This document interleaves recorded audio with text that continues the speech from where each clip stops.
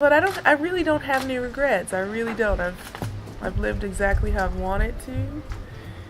I've tried my hardest every single time. I didn't win the matches that maybe I should have always won, but I really gave it my all. So that for me is enough.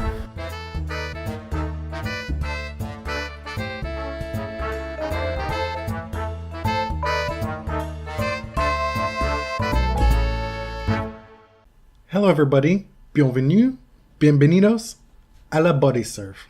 I'm Jonathan. Okay. You did not see that coming, did you? No. This is the mid-Australian Open episode, and this tournament has given so many looks. Wouldn't you agree? Yeah, I have to say it took me a little while to get geared up for this. The first few days were like, okay, it's happening most of the time while I'm sleeping. But it has really picked up for me.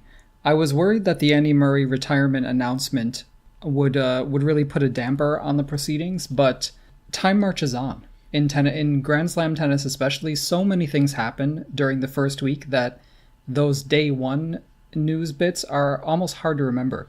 That wasn't even day one. That was a couple days or the day before the tournament, and then he played right away. And so you're right, we thought that there was going to be this gloom and doom hanging over the event. And it was the unhappy slam for a day or two. Again, for the second year in a row. And then stuff started to happen. So let's start with the Andy Murray stuff and get that out of the way, okay?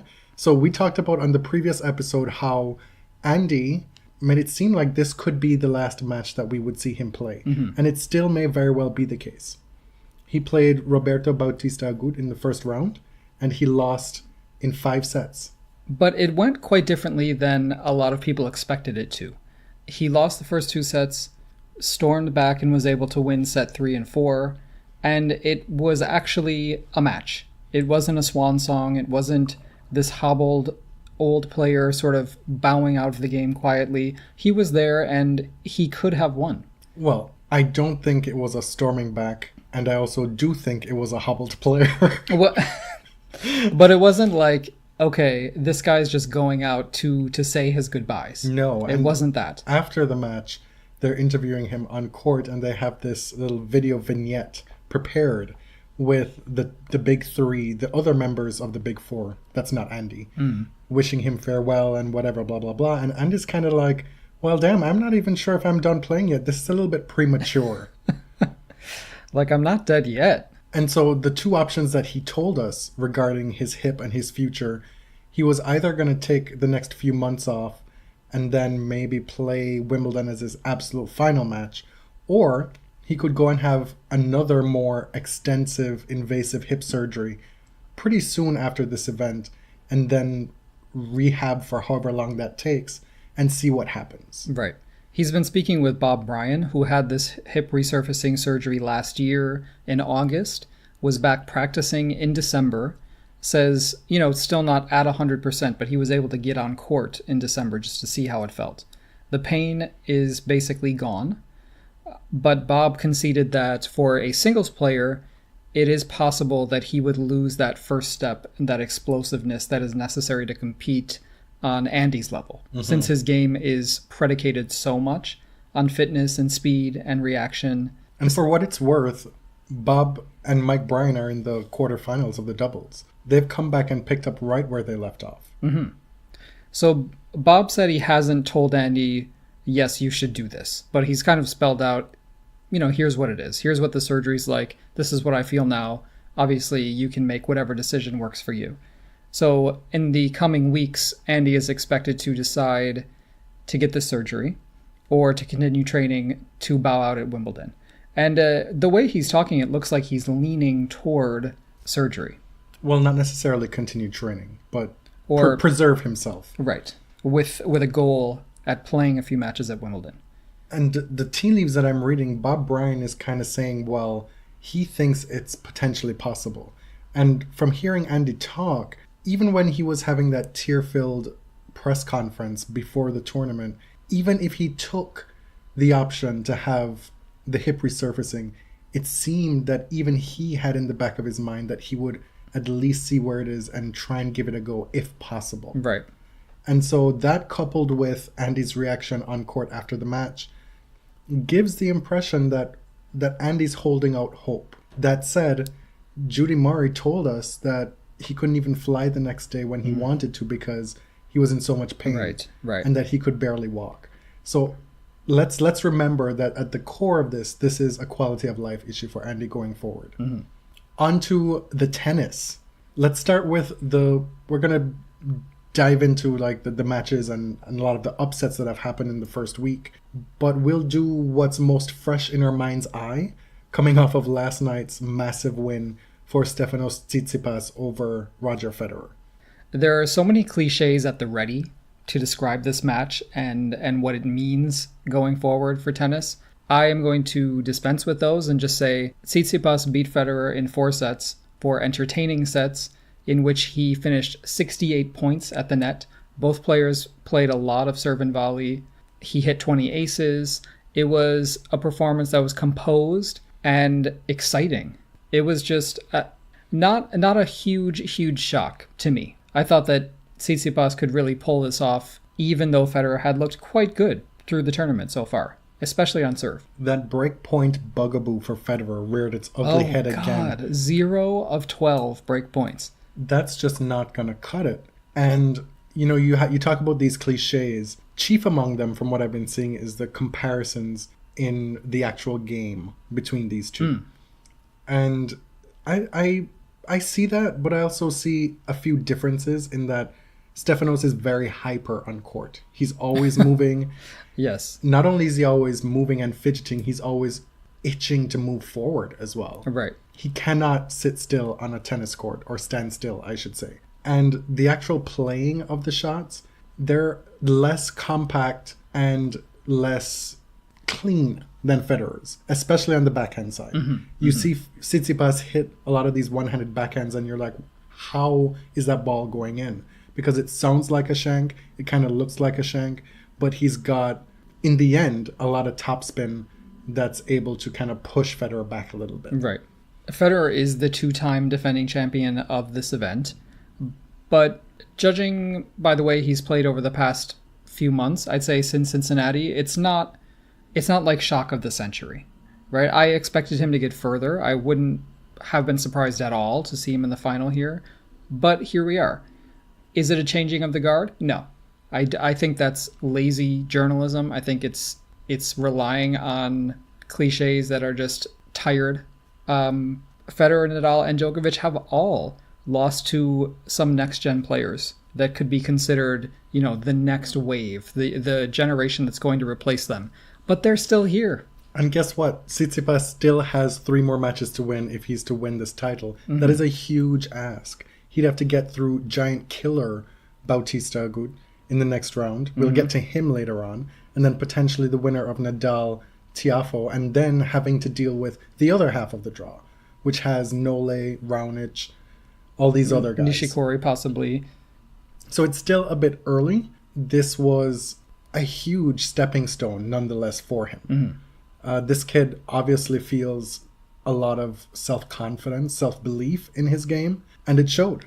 Speaking of belief, American Frances Tiafoe is having a similar kind of coming out moment at this tournament. And he's somebody who has been discounted, I feel, over and over, and overlooked pretty consistently by both American commentators and just, ATP observers at large.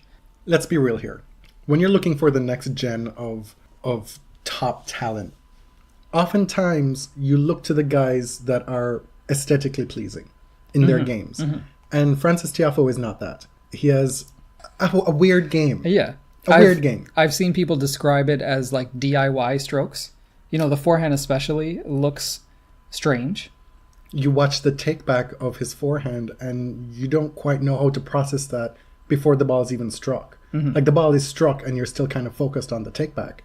If you're watching him for the first time, it's a different way of playing tennis that I think excluded him from a lot of avenues as far as projecting the next best. I think people took the way his game looked and then projected onto him that he would not be able to take it far enough to be, a top talent. Whereas I feel like in the past year or so, what has held him back is not actually his technique. He has beaten top players and he's been close to beating a lot more. It's that he gets nervous. Mm-hmm. This is a point that Chad CC Smooth made to us privately. Yeah.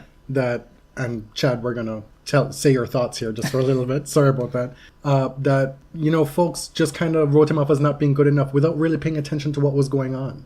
He was having big wins. He was pushing big name players. But when it came to the nitty gritty of the match, wasn't able to hold it together and push through. And I mean, bless him, because after how he was roasted at the Hotman Cup for his, let's be frank, atrocious performance, he's then able to come to Melbourne and string together 4 straight wins now against top opponents. He took out my tournament pick, Kevin Anderson, in the second round. In the second round.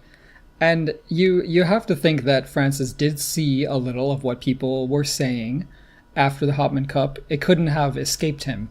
But he came out of that event feeling positive, feeling like I got to play alongside Serena across the net from Federer, that it was an enriching experience rather than feeling down on himself, and has now been able to produce this. He went on to beat Seppi in 5 sets in the next round. And then, of course, last night, we witnessed him, a very, very tired Tiafoe, taking out Grigor Dimitrov, who wasn't actually playing that badly. Just playing the big points badly, exactly, unfortunately for him. But playing a lot of points really, really well.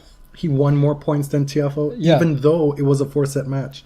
That's a strange stat there, because for a match to go that long, I mean, you can expect that in 5 sets, if a couple of the sets have been uneven, that the points will even out toward the end, and it's possible you could win more and lose.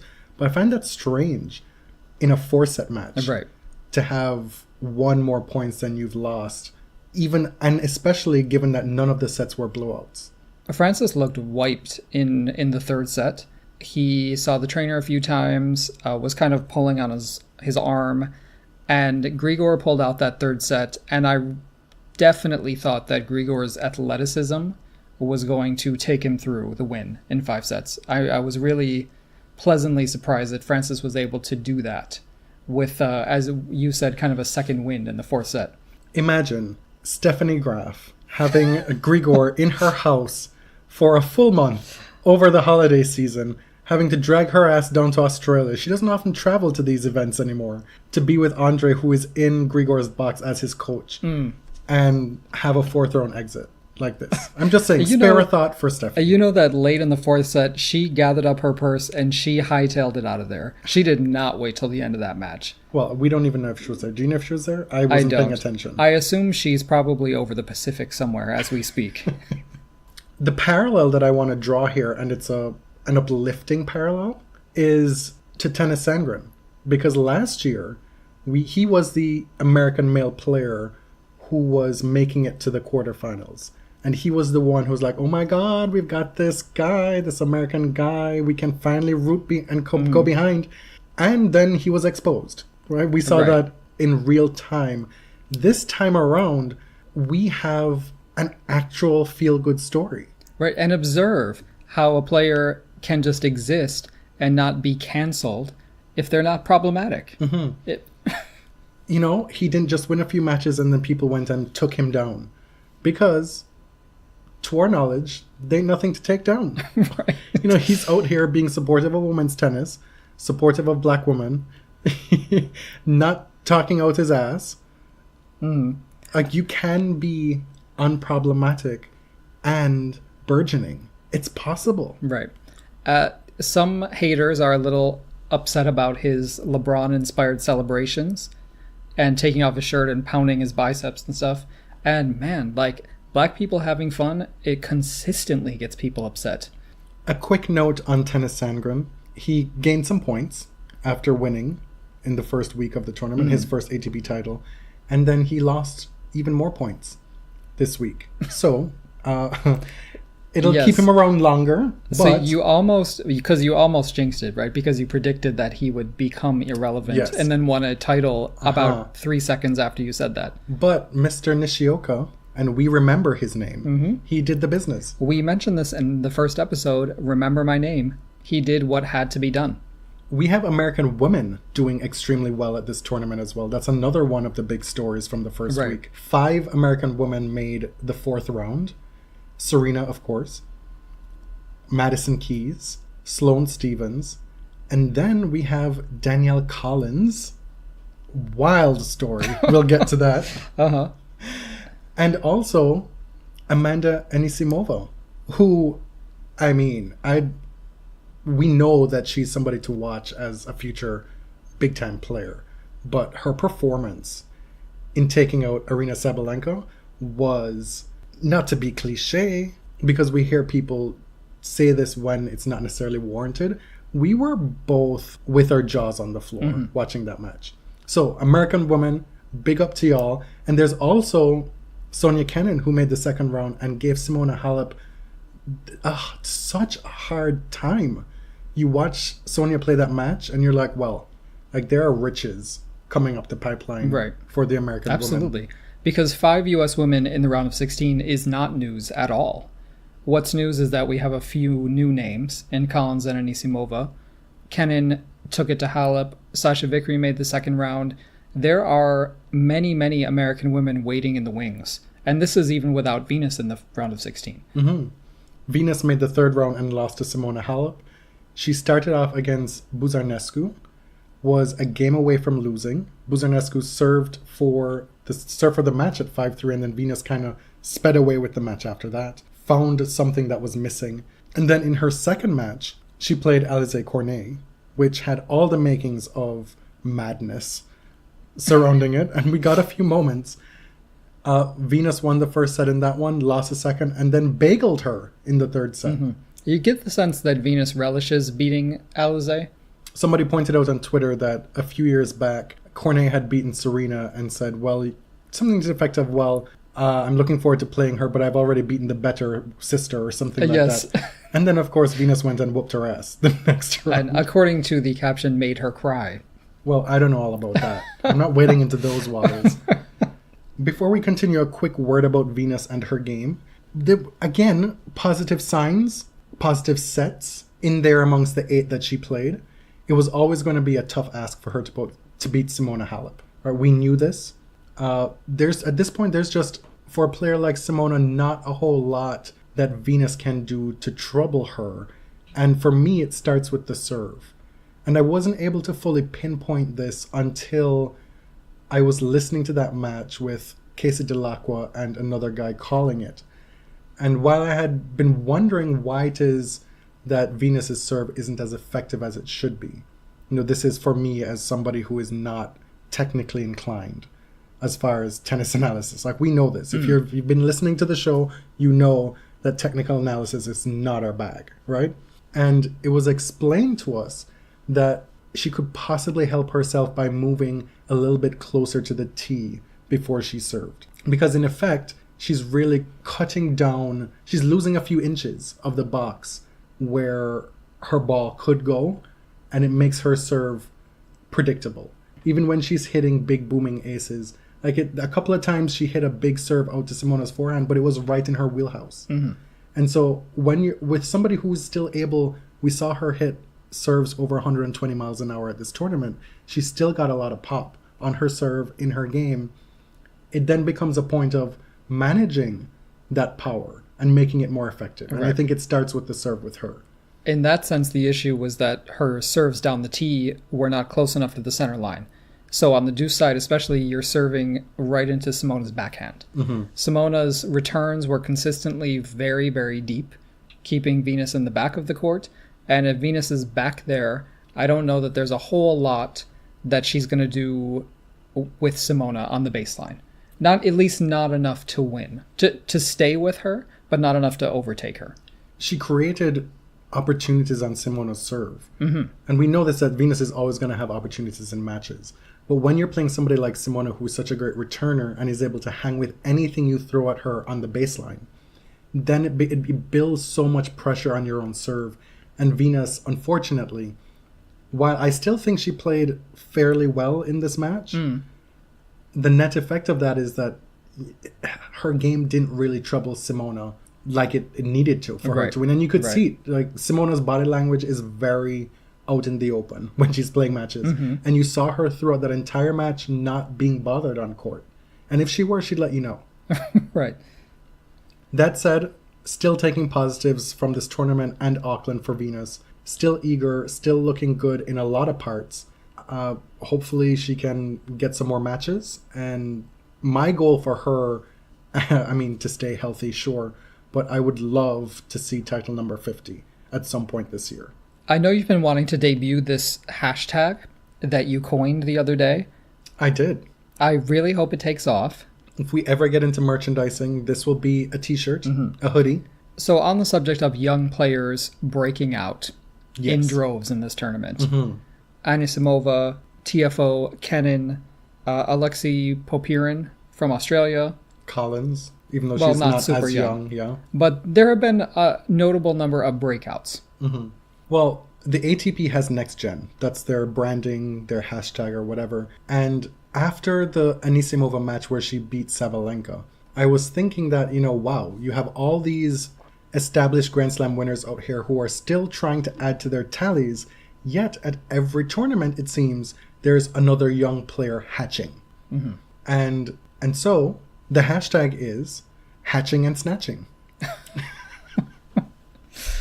It's fitting, especially in the Anisimova-Sabalenka context, because Anisimova put in a performance that was very Sabalenka-esque recently. And it was remarkable because you see a lot of these young players just play balls to the wall, pardon the expression, for a set, maybe.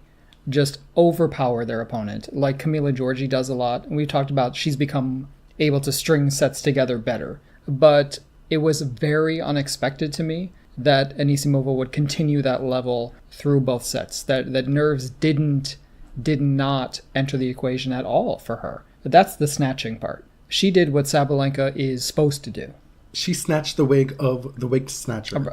Right? Sabalenka has beaten basically every top woman player in the past year. And this, to me, is the pitfall of picking someone to win a major who has never won a major, because these things happen. An 11 seed losing in that round is not that shocking in the WTA, but because she was so hyped up as absolutely the next thing, that she will win a Grand Slam sooner than later, it was very surprising to people. And especially the manner in which she lost, she looked stumped. Anisimova, for her part, her game looked so complete. There was nothing that she couldn't do on that court. And to see someone like Sabalenka who's able to, for the most part, blow people off the court at will, for her to be so stumped by Anisimova in this match was something to behold. So you wonder if maybe our estimation was just a little bit different, that, that Sabalenka is actually still developing, still has to learn different ways to get out of these kinds of matches. And that comes with experience, because all-out power is not going to do it all the time. Let's get to some of the upsets that have happened. The first couple of days, especially on the women's side, went very much according to seeding. There were so few early round upsets. And then we started to have a couple big ones strewn in eventually. One of the big ones that happened first was Donna Vekic going out to Kimberly Burrell. Right, who is not the gospel singer Kim Burrell, but an Australian player. That's Burrell, not Birrell. With a U, yes. We mentioned Stefanos Tsitsipas, he beat Federer. Tiafoe beats Anderson. Danielle Collins took out Julia Gerges in the first round. That was a big one. Yeah. So Gerges is looking better and better as Collins moves on and beats even better players. Yeah. And beats them down badly. Collins then goes on to last night beat Angelique Kerber in the beatdown of the tournament. Oh my Lord. Just an absolute slaughter. 6-love, 6-2. Angie was not able to do what Angie does. She was totally outclassed on the baseline. It was just all out aggression. Danielle Collins' backhand is the truth. Let's just say that, because wow. Popyrin, he beats Dominic Thiem. Thiem seemed to be a bit injured in that match. Eventually had to retire in the third set, down 2 sets. Pavlyuchenkova is into her 5th career slam quarterfinal, and she went through Kiki Bertens on her path to get there. As well as last night, taking down Sloane Stephens. A rematch of their contentious matchup at the US Open, in which Sloane accused Pavs of gamesmanship, of taking medical timeouts when she wasn't even injured. I think folks are a little bit surprised whenever Pavlyuchenkova pops up like this. But she is actually somebody with pedigree. She's been out here. She's been making second weeks of slams for near 10 years, right? It's not just that she's been out here. She's been underachieving. Really, that's the truth of it. Yes, for her talent level. And so now she's got an opportunity with Danielle Collins coming up in the quarterfinal to make a first slam semifinal. Speaking of Miss Collins, let's have a word. There is so much to say about this woman. She's causing all the conversation. Right. With her game on court, in her on-court interviews, in her press conferences. There is a lot to dislike, and there is actually a lot to like. She's a very polarizing player right now. Collins went to 4 years of college, graduated from University of Virginia in actually what I do, has a degree in media studies. She won 2 national titles, 2014, 2016. She was a serious baller in college tennis, the best.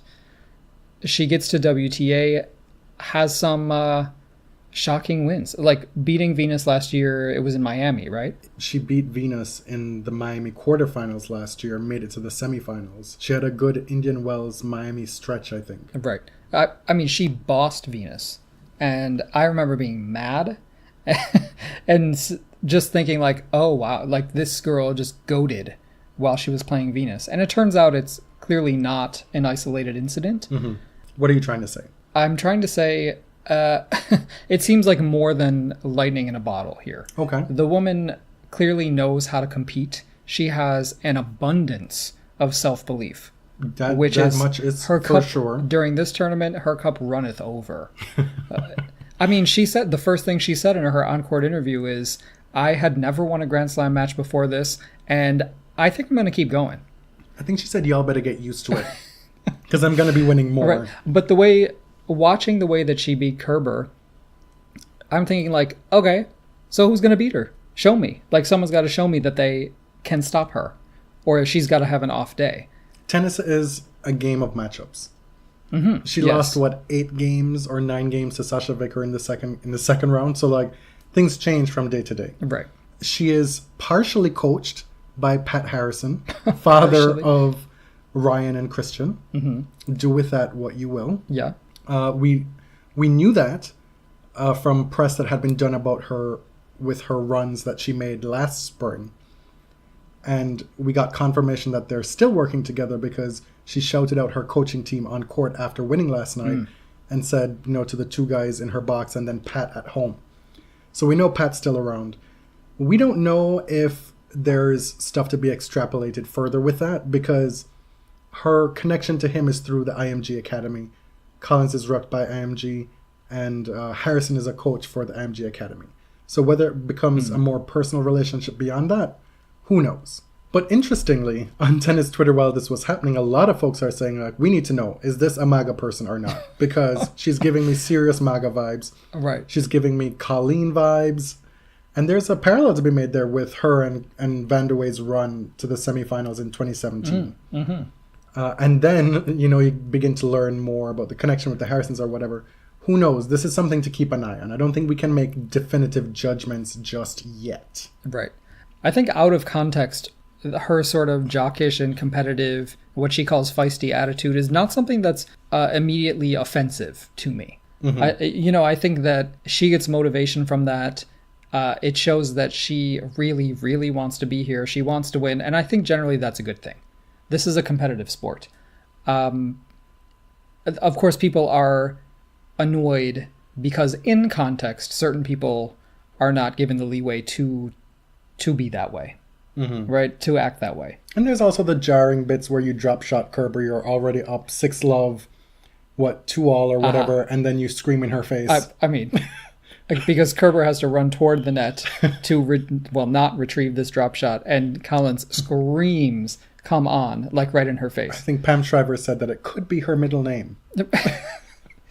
And the commentators say things like, this girl played in college, and that's a very college tennis mentality. It's all intensity all the time.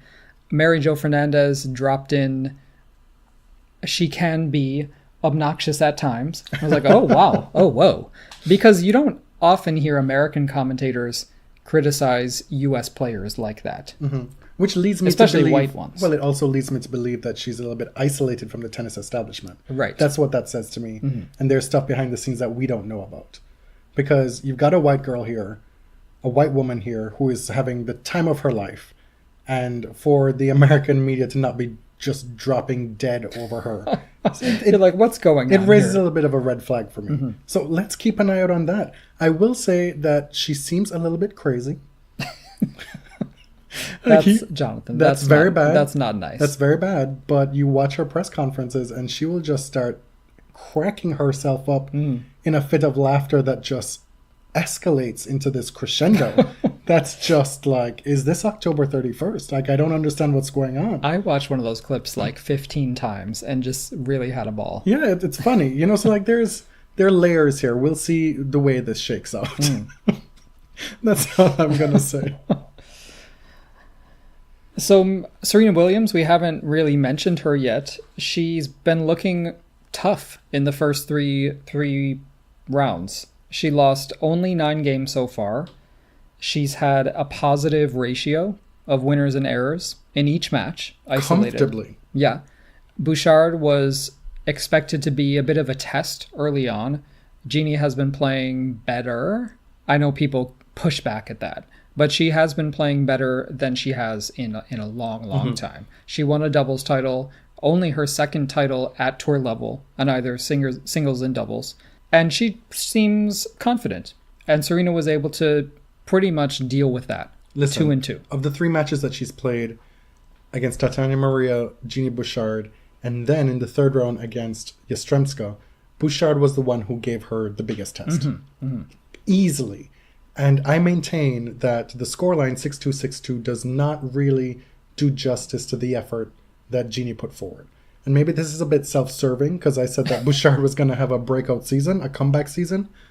But she went out there and was not cowed by the situation. Playing Serena at night, she was there to go toe-to-toe with her. They were hitting the cover off the ball. And there were a lot of rallies that Jeannie was able to stay in. The serve, obviously, it's going to be a net negative for her, especially against somebody like Serena, who is one of the greatest returners ever. And is going to put pressure on your budget second serve at every turn. So you got the pressure on the serve, pressure on the ground.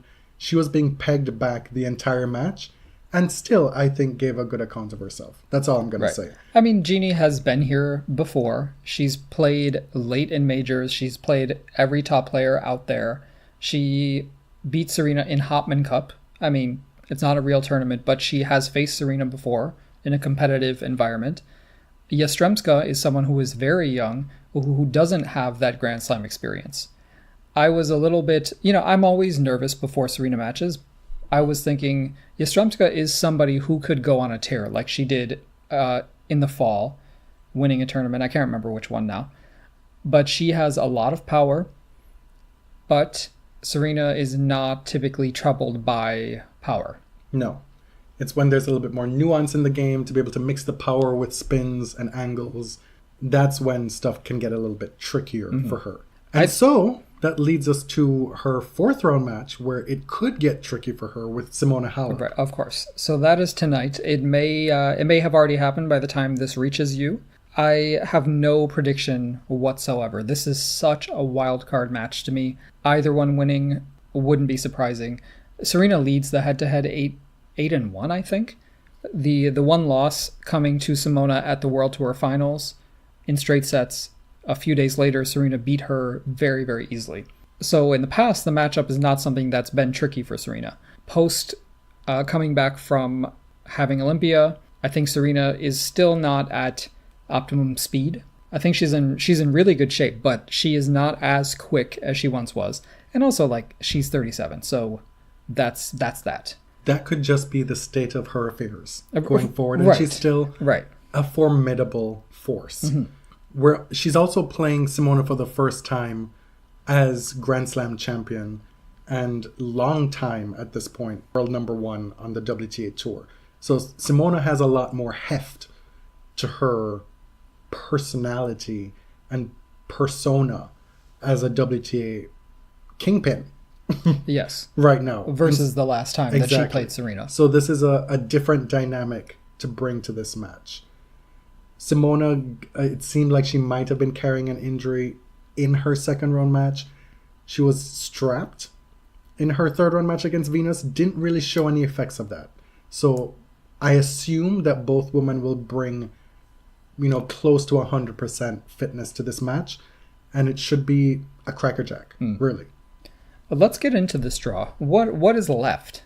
So before we get into the matchups that are left, we've got one half of both draws that are into the quarterfinals, and then we still have some round of 16 matches to play. At this point, we entered the tournament with 11 women able to become number one. We're down to 5.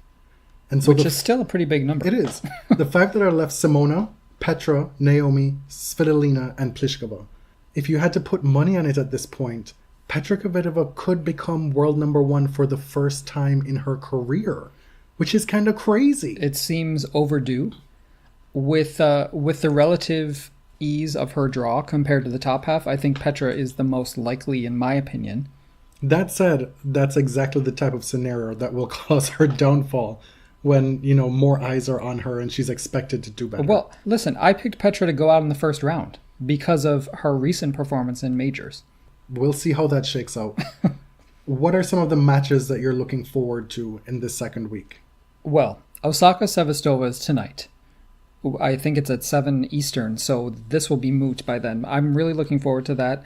They have been pretty evenly matched in their career so far. Keys Svitolina is not one that I'm particularly looking forward to for aesthetic reasons, but it is a rematch of their very entertaining match at the 2017 US Open. Muguruza Pliskova, I was surprised to learn that Pliskova leads that head-to-head 7-2. Oh. Pliskova hasn't had a smooth run of it so far, but she's there. She's gotten through it. She got through a tricky Camilla Giorgi, and she's got number one in her sights as well as a first Grand Slam title. Petra dispatched Amanda Anisimova quite easily. Petra's won all her matches in straight sets so far and has seemed pretty untroubled. She will face Ash Barty, who had an amazing match against Sharapova. I thought Barty could have given up that match at the last minute. You were a negative Nancy. I was a nervous throughout that wreck. whole thing. Because Ash goes up double break in the fourth set, and here comes Sharapova. Here comes the narrative about being the greatest fighter ever. And, you get these comments from Cliff about, this is very important because if Sharapova breaks here and it's 4-1, then it's just a stone's throw away from her running through the rest of the set. And Ash, obviously, in that situation is going to display some nerves, and she did. But Sharapova could not solve the riddle of that Ash Barty backhand slice. Right. I felt this was a real breakthrough win for Barty because there were many, many opportunities for her to get nervous and throw it away.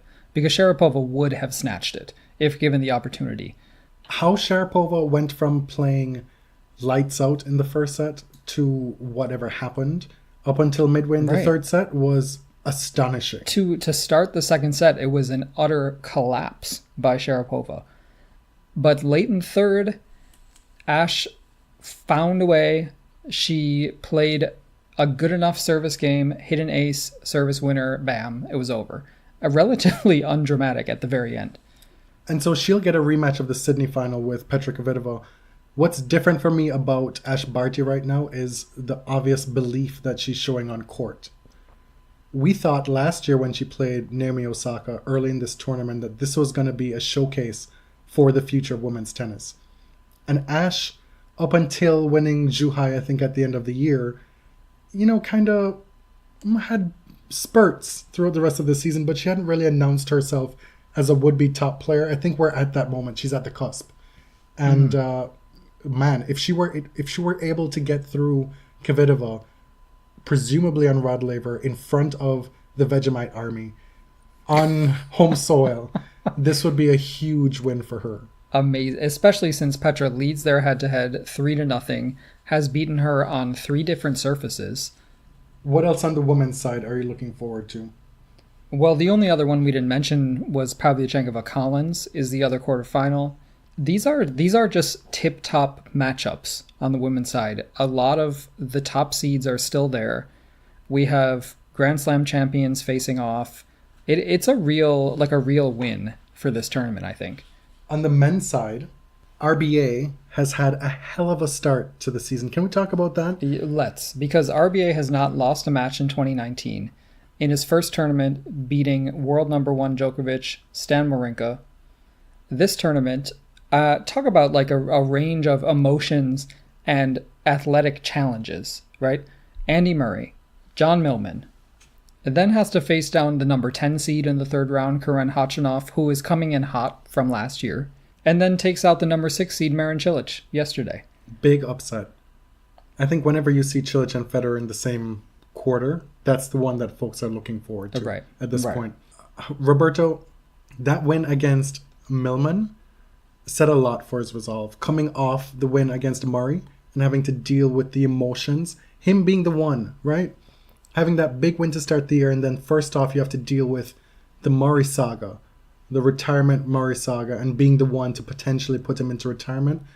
That is not a fun scenario to have to deal with, especially since RBA himself is coming off a very emotional 2018 season and trying to get his career back to where it was.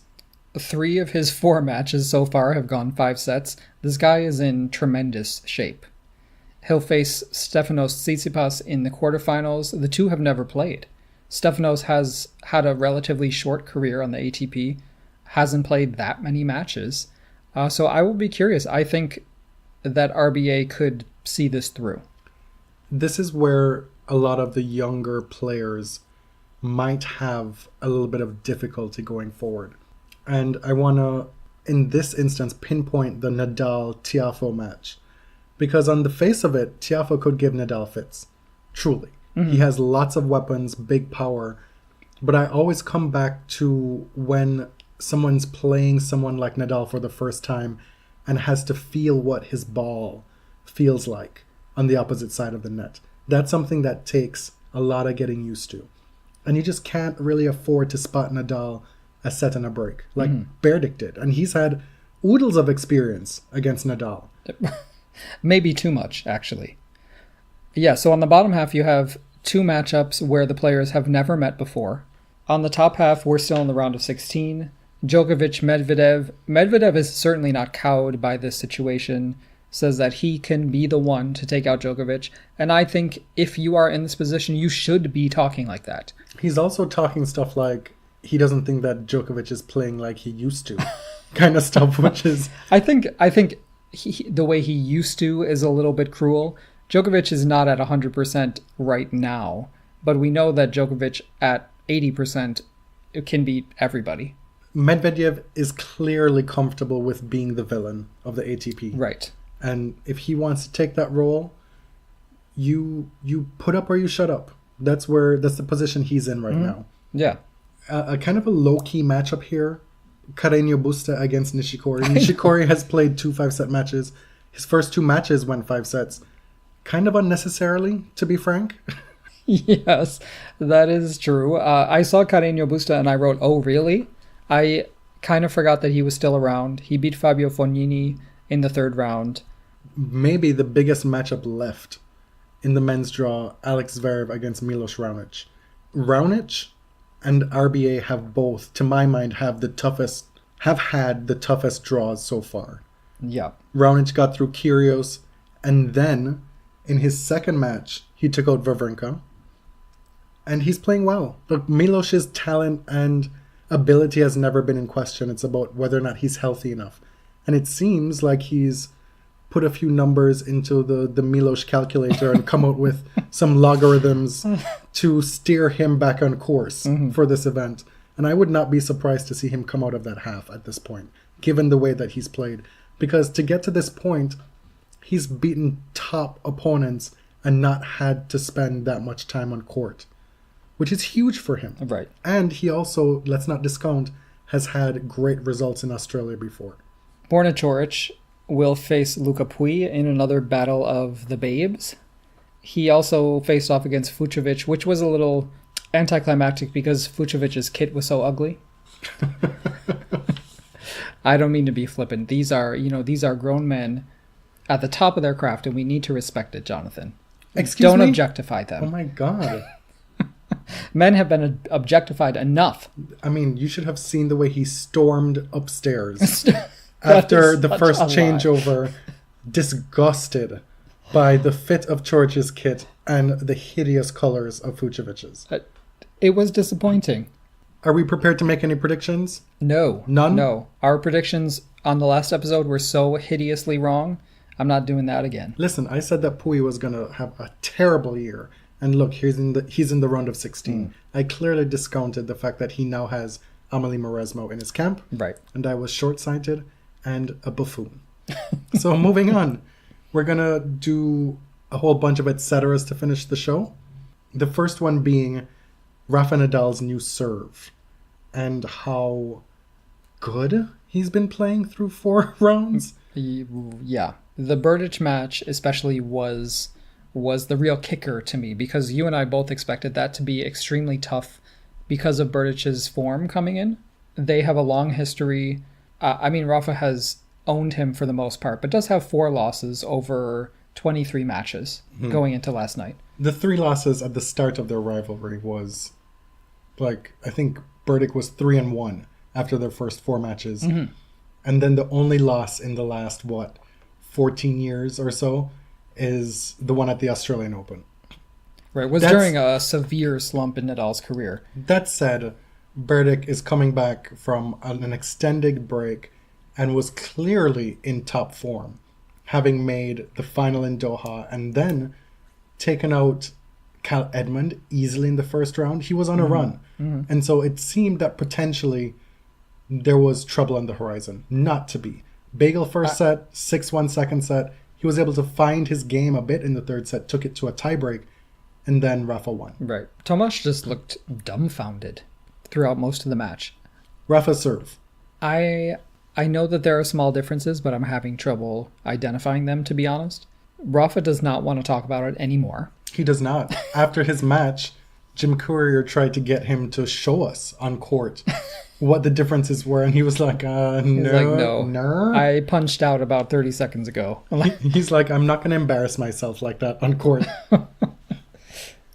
Sloane Stephens giving us a hoot of an interview in press about her family's mortician business. I want to know everything about Sloane Stephens' life in the funeral home. She says, yeah, it's pretty cool. A lot of dead bodies. She says, I like the embalming. I like looking at the bodies. I like the bodies, the cremation. And I'm thinking, first of all, who let you down there?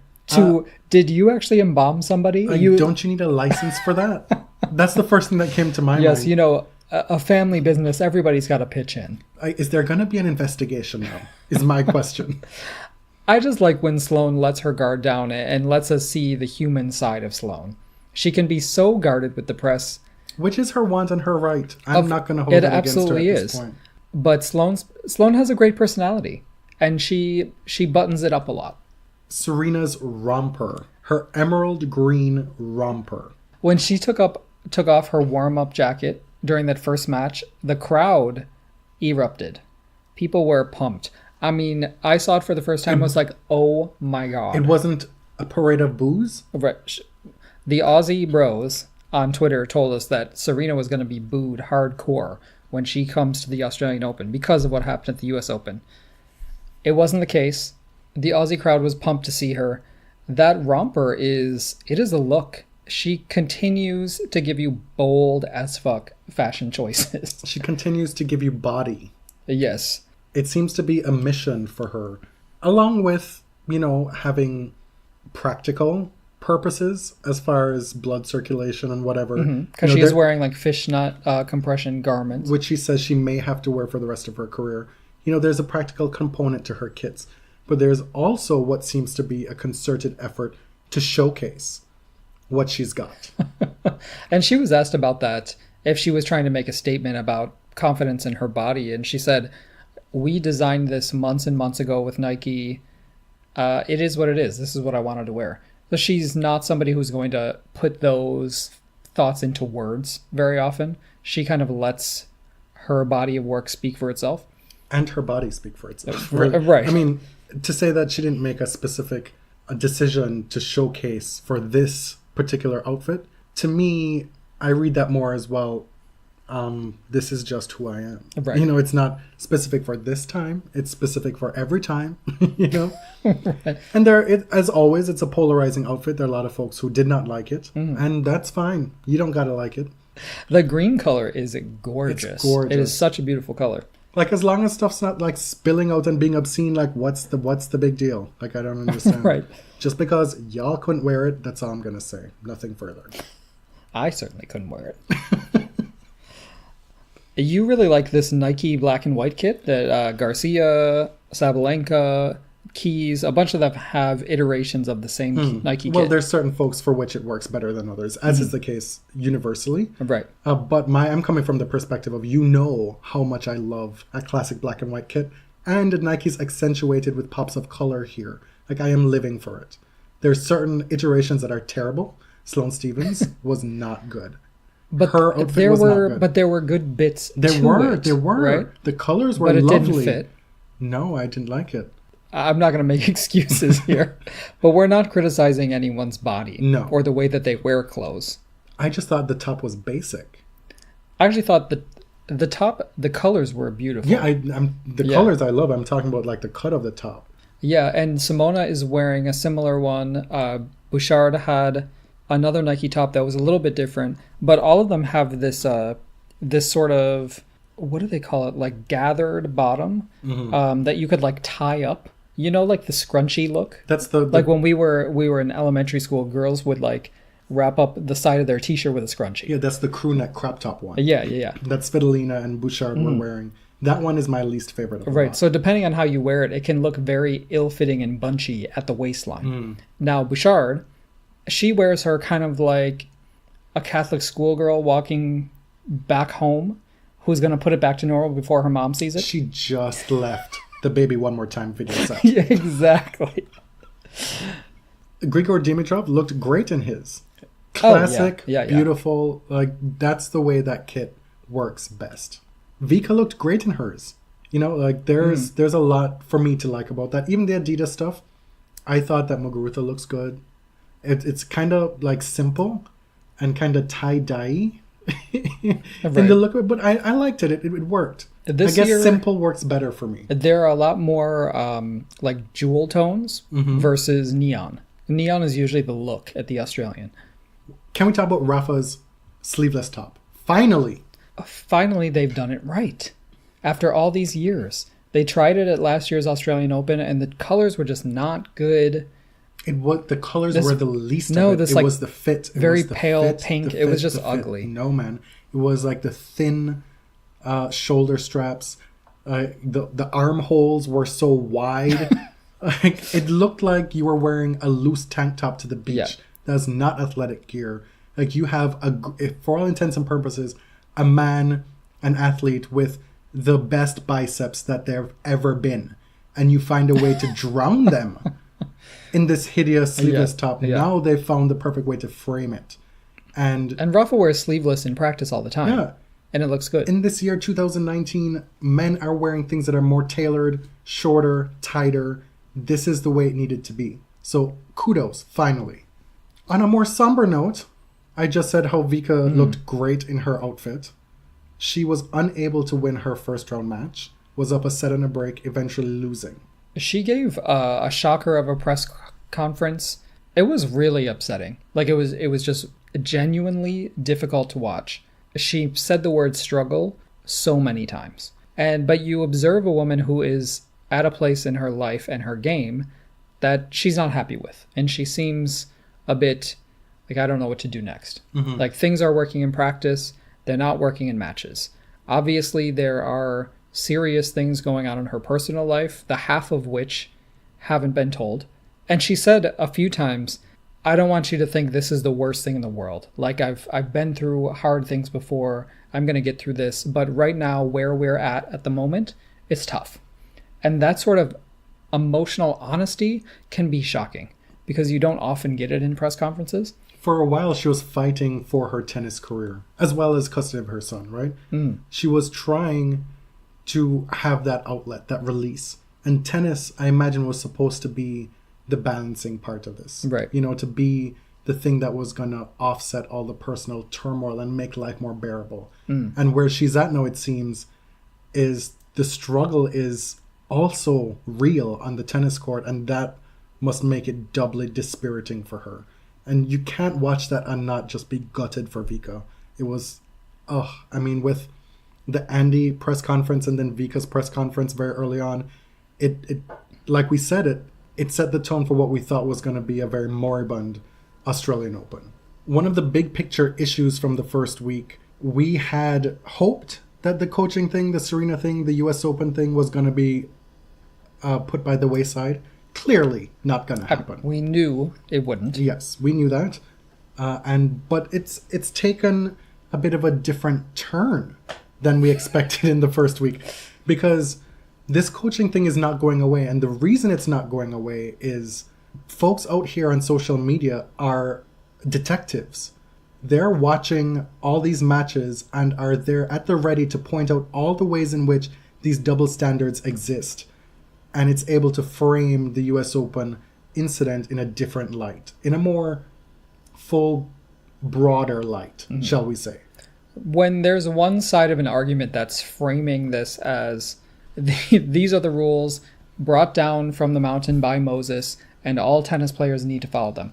When that's one side of the argument, it's going to be a project and almost an amusement to tear that down. To say that these rules are not enforced consistently, and we would argue further that they are almost never enforced. Yeah. Like probably 95% of the time. That is what we're witnessing. Right. So this is what we're seeing, almost gleefully. Right before the US Open, when you and I left Cincinnati, we did, I don't know, a good 10 minutes about how on-court coaching, non-sanctioned mid-match coaching is absolutely rampant in tennis. Players are having full-on conversations with their coaches, and the umpire either does not see, in a lot of cases they can't see, or it's not worth it for them to enforce. Then the US Open happens. So people who have been observing tennis for a long time know this to be true. So during Simona's match with Kenin, you see her looking to her box, someone in her box talking to her, and she's talking back. I mean, like, this is a real conversation here. I saw this and thought, how could anybody, like, what could be the argument against this? Because I know it's coming. Because I know the partisans will come up with a rationalization for anyone. Apparently, the rationale is that it wasn't her coach, and I just don't see how that's relevant. I don't know who that guy is, but it's not a fan. Like, it's not a random person in the crowd, right? You kept telling me this, that, you know, there's this argument to support Simona in this instance, and you're like, haven't you seen it? It's everywhere. I'm like, actually no, because I didn't give it any credence or paid any mind because it's so patently absurd. You know, it's like, how could this be a defense? Like, well, it's not her coach. Well, is she getting coaching by somebody else in the box? I don't understand. And this is also the limitations of, say, forcing a coach to sit elsewhere, because there could be someone else in the box giving the same kind of coaching, right? That's a good point. And so for me, we're at this place where I don't really care about coaching that much. I don't want it to be allowed, but if it's not allowed, then you have to enforce it, period. Like, it either is a rule or it's not. I don't see, because a lot of it is out of the umpire's view, is it enforceable? I don't even think it's a matter of the umpire exercising discretion. I think it's simply missed. What's the solution? To have a ball person, a lines person in the player box, and then like you smack them upside the head if they do? Like, you remove the coach, fine, but then the parents are going to be there. Oftentimes, the parents are the one who were the first coach in these players' careers. Right, So, right. it's not an easy thing to fix, but what I keep coming back to is the short-sightedness of these rules are rules people. Because did you really think that when that US Open thing happened and you come at us and you say, oh, well, the rules are rules, she broke the rules. What did you think was going to happen in 2019? Like, we have been out here watching tennis, watching players breaking rules. Yeah. That's what happens. Rules are not consistently enforced. And so now, every single match, essentially, we're seeing instances where rules that you claim are rules, that you applied heavy-handedly to Serena, are being broken wantonly in the same way or in adjacent ways all throughout the grounds in practically every match by the world number one, who is getting coaching from her mother, from her coach, having full-on conversations, right? Full-on conversations. When players consider challenging a call, they practically like conduct a poll of their box. They do. This is across the board. We're not talking about Simona here. And so when you come at it from the rules are rules perspective, we're now at a place now where we know that the rules aren't just rules. That was easily disprovable. At the time at the US Open, we knew that they were disprovable. And you should have had the foresight with that argument, if you know anything about tennis, to be able to see this storm coming. And let this storm whip you up into a tornado and blow you elsewhere, because that is some tired, trite shit, really, at this point. In a similar vein, people were pointing at Yulia Putinceva's behavior, over the past several years, but the latest incident was her giving the middle finger to the crowd as she left after her loss to Bencic. Tennis Twitter celebrates Putinceva's behavior a lot. I find her very amusing. It's a joke, right? Like we said with Collins being feisty, certain players are given leeway to be that way and other players are not. I'm not even going there, but I cannot imagine Serena Williams flipping off a crowd. You just went there. No, but there was more. Okay. The fallout would be different. That's just a fact. And she's a top player. That's different. It doesn't matter if it was Simona, if it was Kerber. They don't behave that way. But the fact that Putinceva's deplorable on-court persona is simply amusing, it's going to rub people the wrong way. You just have to be ready for that. What's going to rub people the wrong way? The fact that it's considered funny. No, but it doesn't. It doesn't rub people the wrong way. That's the issue. That's a double standard. Oh, well, people it rubs do me the not wrong way. Say that, but it Right. clearly does not rub people the wrong way, because for as long as I've been in this game, people have been just chomping at the bit to watch Putintseva and just waiting for the next fucker to happen. Right. And this is many steps too far. And this is another instance where that double standard of appropriate, acceptable behavior has been misapplied and selectively applied. And so you cannot then say that Serena needs to do that and has to be that at this time, all times, when you do not apply those rules to other people. Right. And it's not enough to say that, well, Putintseva is just ranked 40. She's not a top player. She's not of the same pedigree. We do not expect the same. No. If you come at me with rules are rules, the rules are rules. You don't get to be rules are rules in your favor and then not have it be the other way around. Right. And also, Wozniacki blasting the ball into the crowd. Which is that separate? According to the rule book, a clear code violation. Is it called every time? No. It wasn't, and it was not called. Right. But Serena's racket smash was called. And in the sequence of having been given the caution warning before, it then had added consequences. And so you're going to say, well, the rules were rules then, the umpire applied the rules by the letter of the law. But this time, the umpire used discretion, which is okay. Like, which was the correct Which is answer? correct, which is the better way. Because it just is unfathomable that you can get to a point where you have a Grand Slam final and something like that happens, and it's all at the feet of Serena Williams, because it's just not. I think what you're saying is that it's very hard to be the police. Is that what you're saying? I'm enjoying it. I'm enjoying every last minute of it. Okay, I don't want to talk about this anymore, and preferably never again. A lot has been happening behind the scenes again with the ATP Players Council and the board, and the supposed push to remove Chris Kermode. The Players Council members have been largely mum on the subject. We're going to save most of this for our wrap-up, because there may be some more stuff coming out. the vote on the Players' Council has been officially moved to the meeting at Indian Wells in March, though. We wanted to finish up with a moment of levity. There's a new tennis couple, an A-list tennis couple out there. A-list? Wow. I'm just asking, is it A-list or not? It is, yeah. Okay. And who is it? Aryna Sabalenka and Gaël Monfils. There've been rumors and speculations about this for a little while. We got confirmation this week. Yeah, people have been talking about it. Wow, this totally escaped me. It was a surprising match. Is it? Gaël likes his white women. He does? He does. I don't know who he's dated. Oh, okay. They have a joint Instagram account that's called G.E.M.S Life. G.E.M.S.Life. And it's alternating their first and last initials. Mm-hmm. Gaël, Aryna, Monfils, Svitolina. It's... At first, when the first few videos came out, I was like, I can get behind this. It was actually pretty cute. One shot of Gaël coming up the escalator, and then you realize there's a twin escalator on the other side, and here comes Svitolina, and they're both in the shot. It was kind of cute, but it's been a bit much. M.U.C.H.life. Get used to it. Is it more annoying than Kiki and Dami? Yeah, because at least you have to go looking for that. Like, it's often just like a comment on a picture. It's not full-on video shoots like movie sets and stuff. Like, we're not seeing... Soon we're going to be getting videos of them clipping each other's toenails. Ew. Like, it's going to escalate. To be fair, you didn't have to follow them. It doesn't matter if I follow them. That stuff is all over my timeline. On that note, we're going to get to watching the actual tennis. Thanks for listening. I realize we didn't introduce ourselves at the beginning of the episode. You probably know us by now, but if this is your first time, I am James.